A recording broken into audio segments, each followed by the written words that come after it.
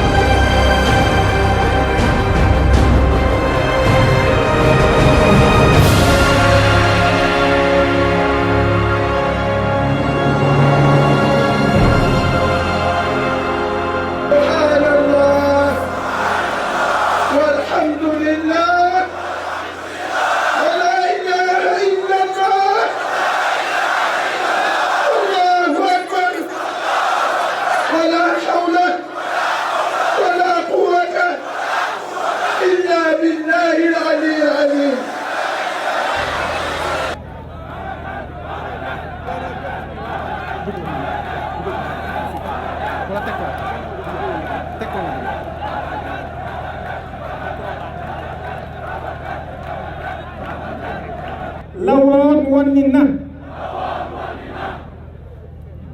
mbokk yi ñoo ngi leen di nuyu jiital ci nuyoo bi suñu kilifa yi waaye di jaajëfal la jeunesse sénégalaise gàcce ngalaama yéen jeunesse sénégalaise ñoo ngi nuyu suñu kilifa yi ñoo ngi nuyu le clergé catholique ak mbooleem seen njaboot yi nekk ci biir Sénégal ñoo ngi nuyu le bois sacré ak mbooleem seen njaboot yi nekk ci biir Sénégal waaye ñoo ngi nuyu mbooleem njabootu yonent bi alayhi salaatu wasalaam ci biir Sénégal muy association islamique yi muy turuux yi nga xam ne ñoo nekk ci biir réew mi Sénégal naxante bi fi nekk moo war a jeex le 23 mai fii lañ daje woon wax ni askan wi bëgguñu lu bon ndax seen ndono lu baax la ñu wax ni agenda pro LGBT bi ñuy doxal benn pàcc la benn ci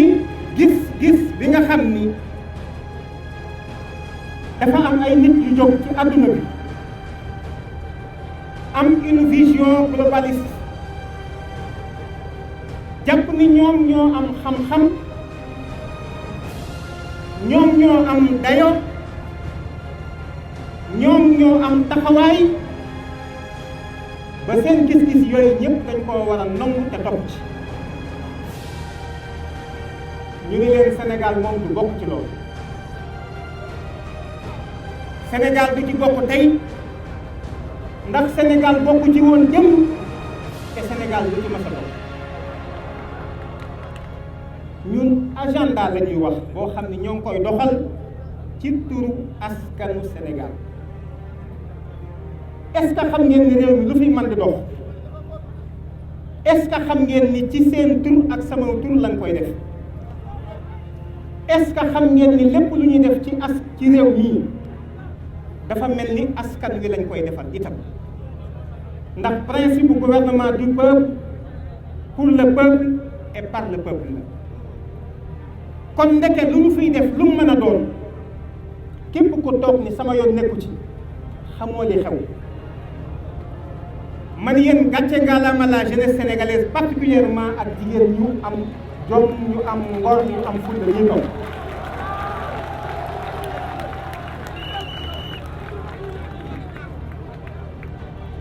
yéen jigéenu Sénégal gàcce ngalaama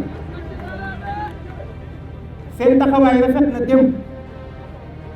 seen taxawaay rafet na tey te incha allah seen taxawaay day wéy di rafet yéen xam ngeen ni du ngeen jur ay góor jigéen yéen jur leen góor jigéen ma ni yéen jigéenu Sénégal ëpp ngeen lool yéen xamu leen am góor jigéen jur leen góor jigéen yaru leen am góor jigéen kon ñi am xalaat boobu nañ ko delloo fa mu jóge woon ñi am gis-gis boobu nañ ko delloo fa mu jóge woon man ñi am yitte jooju ak yéene jooju nañ ko delloo fa mu jóge woon dañuy wax question de droit mais droit finalement droit mooy lan et puis droit selon qui wala ñun dañoo doon ay nit ñoo xam ni dañuy toog rek pour consommer ay nit toog ca àll ba ñëw ni ñu daal àq ak yelleef mooy lii àq ak yelleef yow mi koy wax am na noo ko gisee noo ko déggee waaye ñun Sénégal am na nu ñu ko gisee am na nu ñu ko déggee la France est souvent citée comme étant un pays de liberté te pourtant bu ma fa demoon ni dama bëgg ñaari soxna ñun la tere nañ la ko ana man sama àq ak yelleef ana samay droit kon bu ñuy wax ay droits inaliénables de l'homme nañu xam ni ba ñu koy tënk ma ni chers sénégalais chers africains booba boole wuñu si est-ce que da ngeen a fàtte ni 1948 bi ñuy def la déclaration universelle des droits de l'homme booba xaw ma fan waaye suñu réew mi ñun ñoo ngi ci kilifteefu tubaab boolewuñ ñu ci ndax ba ñuy wax homme nit mën naa doon ku nekk waaye nit ñu ñuul ñi bokkuñu ci kon lan moo waral ñu bëgg ñoo ñëw imposer ñu un agenda boo xam ni ñun bokkuñoo ñoom gis-gis boobu léegi monsieur le ministre mi ngi may dee ni ma mais au nom de la diversité culturelle mais kenn ku ci nekk am nga sa démb kenn ku ci nekk am nga sa aada kenn ku ci nekk am nga say valeur mais lan moo waral ñu jàpp ni ñoom seeni xalaat ay xalaat yu universel la seeni valeur yu universel la seen gis-gis gis-gis bu universel la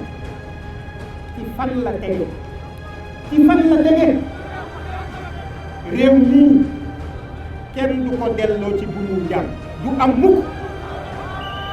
la woon wonni na la woon wonni na la woon wonni na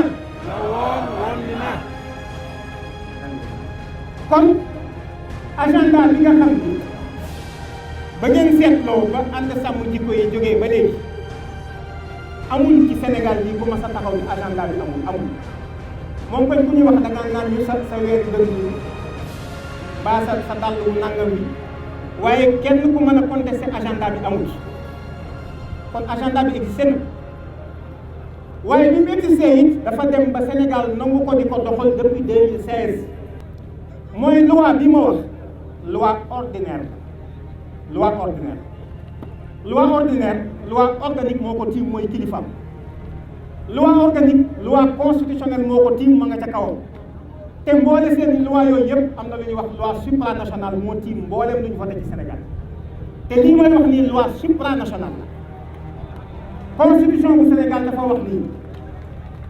les traités et conventions régulièrement signés et ratifiés ont dès leur publication une autorité supérieure à celle des lois kon lu Sénégal déggal njeeti ca bitim réew moo tiim loi yi ñu fekkoon ci biir réew mi bu fekkee jaarale ñu ko ci procédure bi te ñañ ko seqal tamit doxal ko kon loolu moo leen di wax ni li ma njëkkoon a wax ci sama kàddu naxante bi dafa doy dañuy gëmloo ni ñun ñoo moom réew mi waaye moom ñu ko suñu faratee suñu ñëpp ba ñu dem assemblée nationale voté une loi ñu sàkk ab délégation jël ministère de la justice ministère des affaires étrangères la direction des droits de l'homme du Sénégal ay membres ci cabinet bu président de la république ak ñeneen ñoo xam ne danañ bokk ci gouvernement bu ñu demee ba diisoo ak tubaab la ñu xaatim moo tiim li suñuy loi wote woon li suñuy député wote woon kon léegi ana ñun suñu moomeel yéen jeunesse bi laay wax ana suñu moomeel kon nekkate ay nax moo nekk ci réew mi te naxaate yooyu dafa war a jeex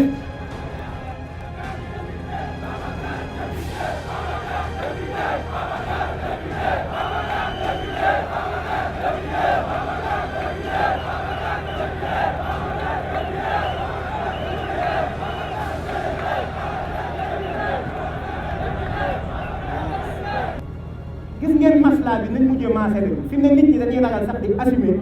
ni ay chrétien lañu wala ay jullit au nom de quoi d'une pseudo république boo xam ni jëlul en compte ñun suñuy aspiration dégluwuñ ñu te it bàyyiwuñ ñu xel très souvent sax dafay mel ni mépris lañu am ci kanamu askan bi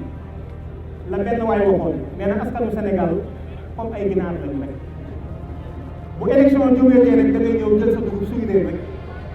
jàpp def la nga bëgg a def daal di demaat sa yoon ma ni ko lawoon woon nii na lawoon woon nii na lawoon woon nii na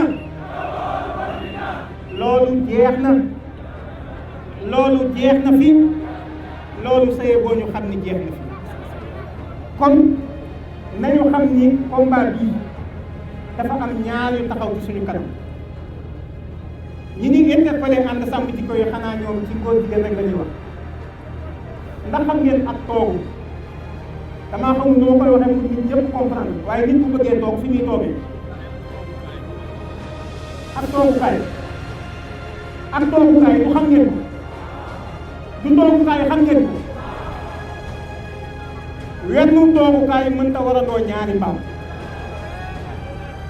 wenn toogukaay mënta war a doo ñaari mbaam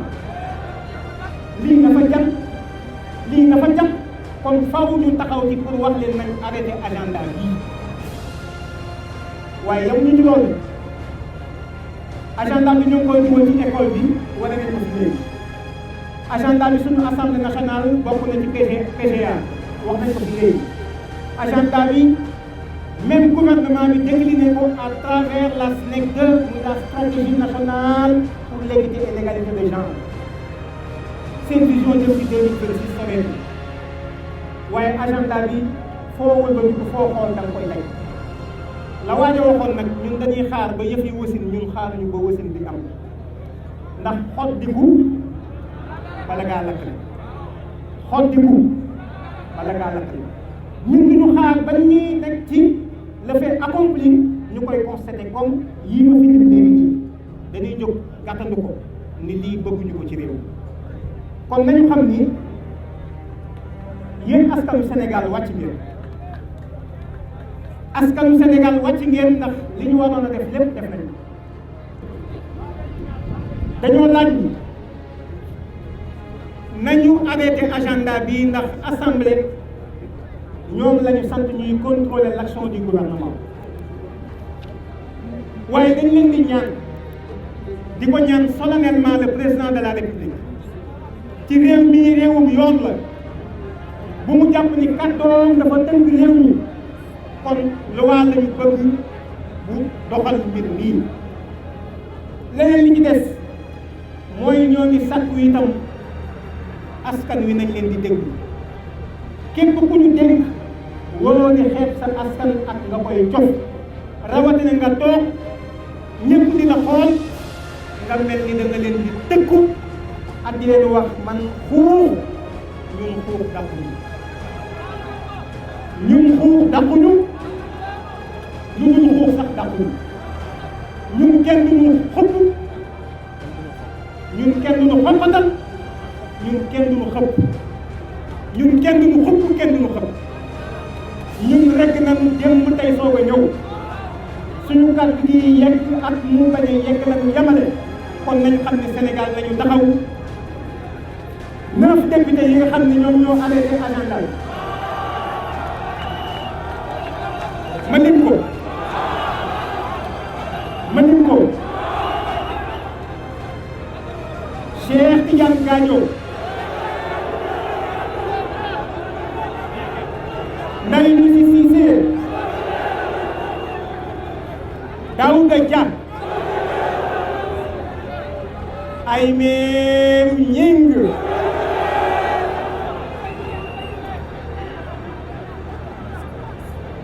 Moustapha Niass Abdou Mbow Ndeye Sira Ndiaye Aïssatou Sow Diawara ak Ale Lo ñun nag ànd sàmm jikko yi li ñu wax ci 9 yi mooy te loolu la ñu wax te foofu la ñu yem keneen ku wax leneen loola moo ko wax waaye dama ne yii dañoo jalgati yoon lañu wax dañoo jox seen bopp sañ-sañ bu leen yoon joxul dañoo xeeb askan wi kon nag ñoom ñii na ngeen leen xàmmee ba fépp fu ñu jëm ñun na ñu jëm ca wet ga wa salaamu aleykum wa rahmatullah la woon wan ni na